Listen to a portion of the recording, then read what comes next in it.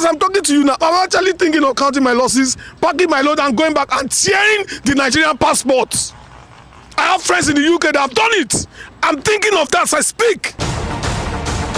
I came across this video of this man this afternoon, literally this afternoon. He was complaining bitterly of how the government came and demolished his property and other people's properties that were living in that residence. He was so sad. He was lamenting bitterly of how he wished he never invested in the first place, and he warned his people, Nigerians in diaspora, not to invest back home.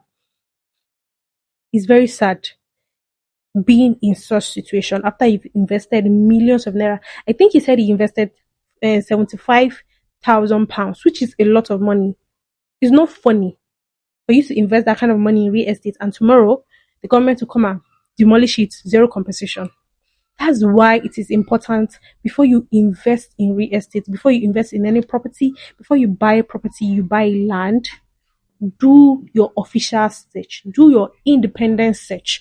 Do not just rely on the sellers telling you yes or no, everything is approved by the government, it is registered on ages database, or it is FCDA approved. No, do not just rely on what they say. Run your own search by yourself.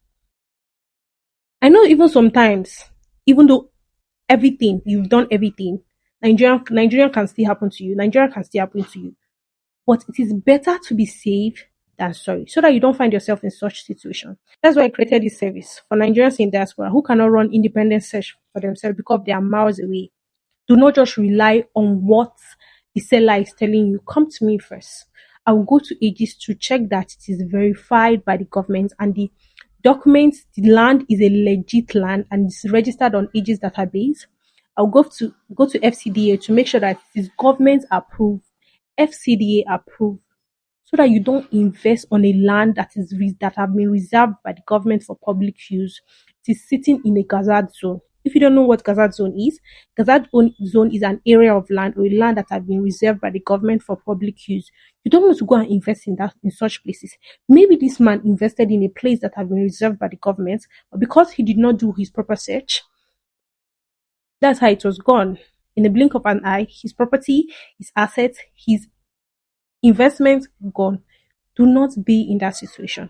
So if you're in need of my service, link in my bio, reach out to me and I'll be happy to render my services to you. Do not be in this situation. I beg you. As I said, it's better to be safe than sorry. Anyway, do have a lovely day. Bye.